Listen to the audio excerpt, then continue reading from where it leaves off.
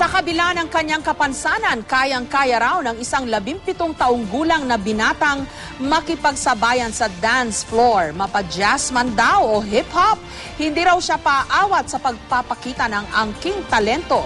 Kilalanin siya sa report ni Mav Gonzalez. Isang kamay, isang binti at isang malaking pangarap. Yan ang dala ng 17 anyos na si Christian Pumarin na humahataw sa sayaw.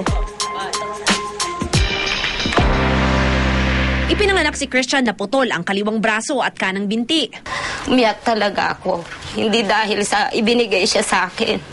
Umiyak ako dahil sa makakaya ba namin? Nagbabakal bote lang yung ama. Pero mahirap man ang kanyang sitwasyon, tumutulong siya sa mga gawaing bahay. At gaya ng ibang teenager, nagte-text pa. Kaya lumaki siya na akala niya kumpleto siya. Kahit nga po ako nagkakamali pa minsan. Pag nagagaya ko ako ng baon nila sa school na pagkain, kinukumpleto ko may kutsara tinidor. Kaya pag uwi niya si mama nangaasar lagi, may tinidor. Noong nakaraang taon, sumabak siya sa isang larangang hindi niya kailanman naisip na sasalihan, ang pagsasayaw. Nauna po kasi sa akin yung kapatid ko maging dancer po eh. Sabi kahit ako, naiingit din po ako. Tapos yun, sumali po ako sa kanila. Kala ko nga po, di ko po magagawang sumayaw. Tiwala lang po yun.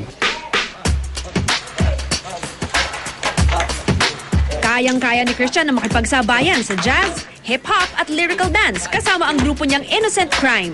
Proud na proud po ako sa kapatid ko. Kaya rin po niyang gawin lahat ng ginagawa po namin. So parang nagiging inspirasyon ko na rin po siya kapag sumasayaw po ako. Napakagaling pong dancer niyan. Iba na po tingin sa kanya parang normal po, parang walang kapansanan. At sino nga ba namang hindi hahanga pag nakita na ang bidang may saklay? Bawat sayaw nila kahit saan, nandun ako. Isa ako sa #1 fan. Sobrang proud na proud ako kahit naman siguro sinong nanay. May talentong ganyan yung anak mo. Siyempre po, mga po sila. Ganun.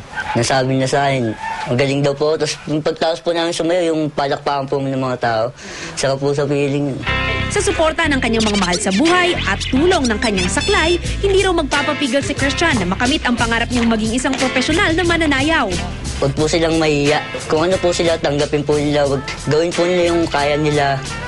Lahat po kami may kanya-kanya pong talento.